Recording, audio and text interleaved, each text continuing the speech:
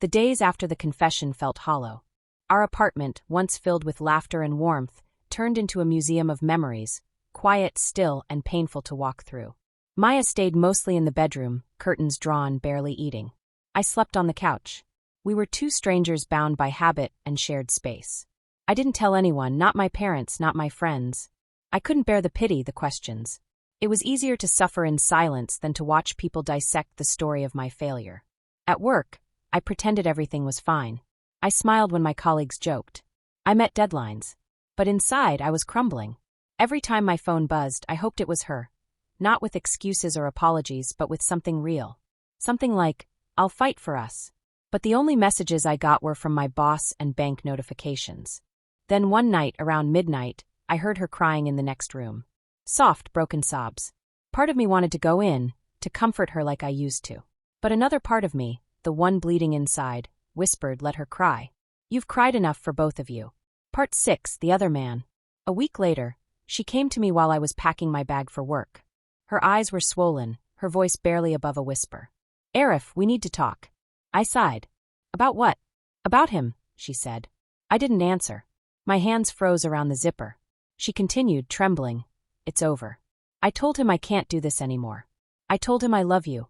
I looked up sharply. "Do you?" Her eyes glistened. "Yes. I made a mistake. I was lonely, and he made me feel seen. But it was wrong. You're my husband. I can't lose you."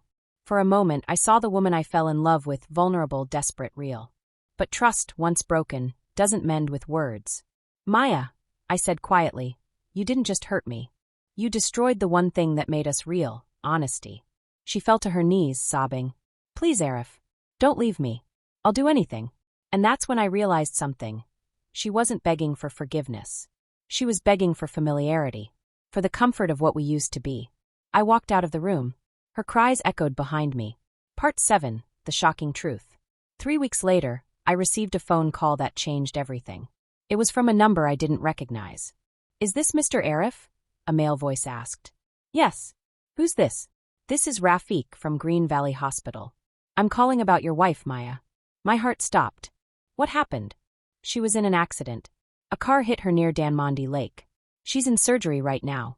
The world went silent. When I reached the hospital, the smell of antiseptic hit me like a wall.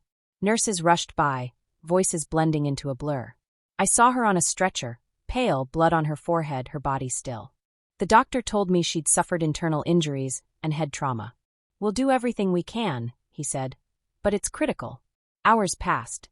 I sat outside the operating room, numb. Memories flooded back, our first date, our wedding vows, her laughter, even her betrayal. And I realized, despite everything, I didn't want her to die. When the doctor finally came out, his expression told me everything before his words did. "I'm sorry. We tried our best." Part 8, The Letter. 2 days later, while sorting through her things, I found an envelope tucked inside her sketchbook. On the front, in her handwriting, it said, "For Arif if I'm gone." My hands shook as I opened it.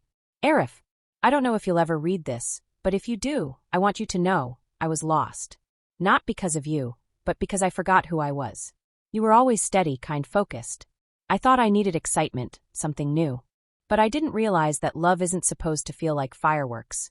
It's supposed to feel like home. And you were my home. The man I was seeing, he wasn't who you think.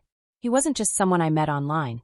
He was my ex from college, the one who broke me before you found me. When he came back, I was weak. I thought I needed closure. Instead, I betrayed the only person who ever truly loved me. I ended things with him for good the night before the accident. I was on my way to see you, to tell you everything, to ask for one more chance. But maybe this is my punishment for hurting you, for breaking something pure. Please don't hate me, Arif. Live your life. Be happy. Don't let my mistake define your heart. Maya." By the time I finished reading, the paper was soaked in tears. Part 9, Aftermath. Months passed.